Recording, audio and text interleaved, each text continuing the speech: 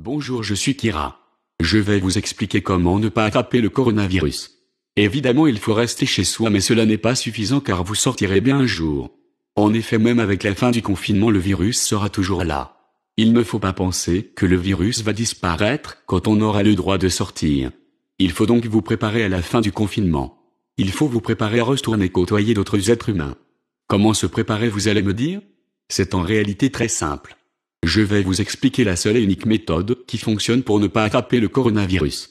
Cette méthode n'est pas du tout mise en avant par les médias et par le gouvernement. En effet, ces derniers se contentent de nous dire qu'il faut se laver les mains et tousser dans son coude. Ces recommandations sont ridicules et sont très insuffisantes par rapport à la gravité de ce virus. Pour se prémunir de ce virus, la seule et unique méthode est de booster son système immunitaire. En effet, c'est notre système immunitaire qui nous protège du coronavirus et des virus de manière générale. C'est pourquoi les personnes les plus touchées sont les personnes qui avaient déjà un système immunitaire fragile, les personnes âgées, les malades, les fumeurs, les alcooliques, etc. Donc il faut absolument booster son système immunitaire afin que notre corps puisse se défendre naturellement contre les virus, et ce sans aucun médicament. Comment faire, vous allez me dire? Il y a plusieurs façons possibles, mais en gros il y a 3 piliers principaux. Le premier pilier, qui est selon moi le plus important, est le sommeil. En effet, si vous ne dormez pas assez ou si vous dormez mal, votre corps sera beaucoup plus fragile et donc vous tomberez facilement malade. On dit en général que 7 ou 8 heures suffisent, mais c'est faux. Pour booster votre système immunitaire, vous devez vous habituer à dormir plus, disons entre 9 et 10 heures par nuit. En plus de la quantité, vous devez aussi augmenter la qualité de votre sommeil. Pour cela, il faut vous habituer à dormir plus tôt.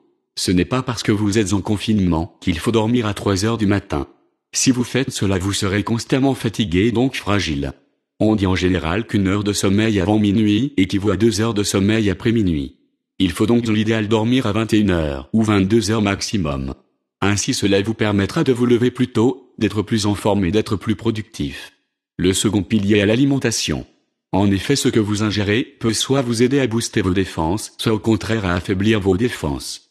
Il faut donc déjà éviter de consommer certains aliments trop transformés, trop sucrés, trop salés ou trop gras. Il faut aussi évidemment éviter la cigarette, l'alcool et même le café. Ensuite, il faut consommer des produits qui apportent vraiment quelque chose à votre corps, c'est-à-dire des aliments qui ne sont pas composés de calories vides. Le plus efficace pour vous défendre contre les virus est selon moi l'ail.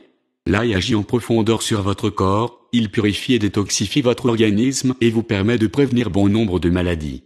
Le second aliment est l'oignon. Il est très efficace pour prévenir la grippe et donc aussi le coronavirus.